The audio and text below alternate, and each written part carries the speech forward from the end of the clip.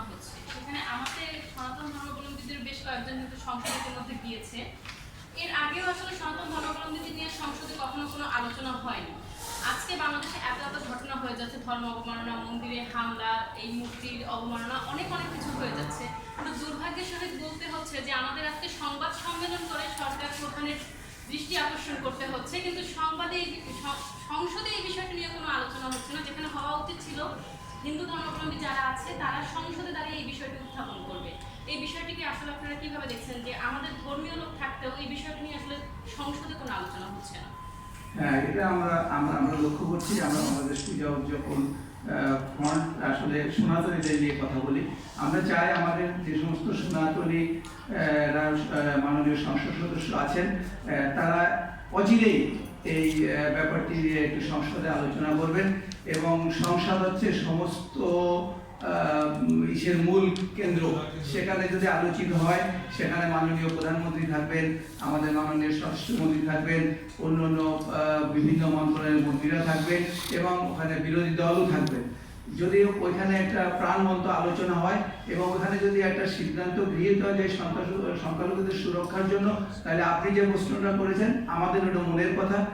আমরা আশা করব যে আমাদের যারা আছেন তারা অত্যন্ত বিজ্ঞ লোক, যারা এই সংসদে গিয়েছেন সনাতনীদের পক্ষ থেকে, বিশেষ করে বাবু গয়েশ্বরচন্দ্র রায়, যার নাম জাতীয়তাবাদী শক্তির প্রথম উচ্চারিত নাম, উনি এই ব্যাপারে একটা পদক্ষেপ নেবেন। এবং সাথে সাথে যারা আছেন, আমাদের মন্ত্রী মহোদয় আছেন ভবনী রায় চৌধুরী, এবং আরও দুইজন আমাদেরকে মহিলা মাননীয় সংসদ সদস্য রয়েছেন। আমরা এই চারজনের কাছে দাবি রাখি যে তারা অচিরেই এই সংসদেই এ ব্যাপারে একটি আলোচনা করবেন। এটা আমাদের পক্ষ থেকে তাদের কাছে দাবি। আমার আসলে অপরাধীর কাছে একটা প্রশ্ন ছিল, যেহেতু নিপুণ দিদি অলরেডি সংসদে গিয়েছে, সেই ক্ষেত্রে মানে নিপুণ দিদি এই জায়গা থেকে কোনো কিছু বলবে কিনা, বা আপনি এই সম্পর্কে জানেন কিনা? আসলে নিপুণ কি বলবে সেটা তো আমার জানার কথা না।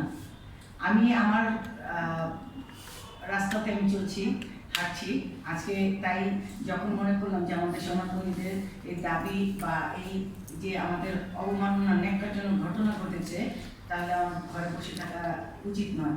তাই মনে করি কিন্তু আজকে আমরা এই সাংবাদিক সম্মেলন দেখেছি পূজা উদযাপন ফ্রন্টের পক্ষ থেকে। আমরা চাচ্ছি আমাদের প্রধানমন্ত্রী, তিনি মাননীয় প্রধানমন্ত্রী আমাদের প্রতিশ্রুতি রক্ষার অনেকগুলো আপনার দেখিয়েছে যে তার কীভাবে শত আসনের মন্দিরগুলো নির্মাণ হচ্ছে। তেমনি মাননীয় প্রধানমন্ত্রীর কাছে আমাদের বাংলাদেশ পূজা উদযাপন ফ্রন্ট এবং সনাতনীদের দাবি যে আমরা রাম মূর্তিকে আবার পুনর্নির্মাণে আমাদের সহায়তা করবেন, এবং আমরা এই মন্দিরটি কোনোভাবে যেন না ভেঙে যায়। আপনারা জানেন যে 1971 সালে পাখানা দারলা রঙ্গনাথ মন্দির ঘুরিয়েছিল, 73 সালে শেখ মুজিবুর রহমান ঘুরিয়ে দিয়েছিল। এই পুনরাবৃত্তি যেন না হয়। বিএনপির নেতারা আমি জানি মন্দির করেন, তারা ভাঙেন না। তাই আমার বিএনপির প্রতিটি নেতার কাছে দাবি, আমাদের এই নির্বাচিত সরকার জনগণের সরকার, আমরা জানি যতটুকু যে সনাতনীদের ভোটের মাধ্যমে আমরা নির্বাচিত একটি সরকার আমি মনে করি গঠন হয়েছে।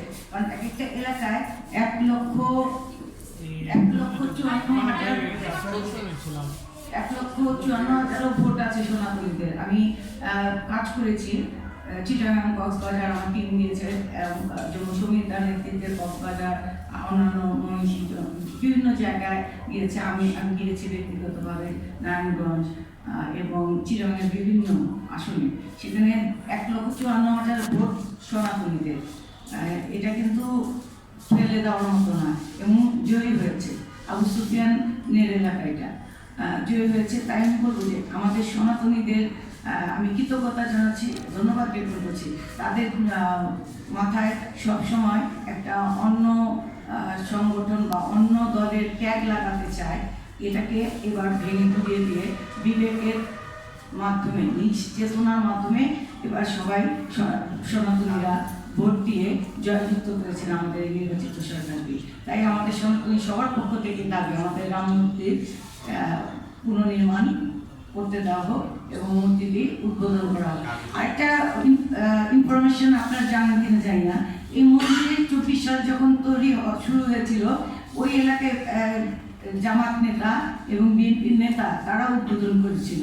তাই আমি বলবো যে যারা উগ্রপন্থী বা জঙ্গি বলছি তারা আসলে কোনো ধর্মকে বিশ্বাস করে না। ধর্মকে বিশ্বাস করলে কারোর ধর্মীয় স্থানে আঘাত আনতে পারে না। ধন্যবাদ।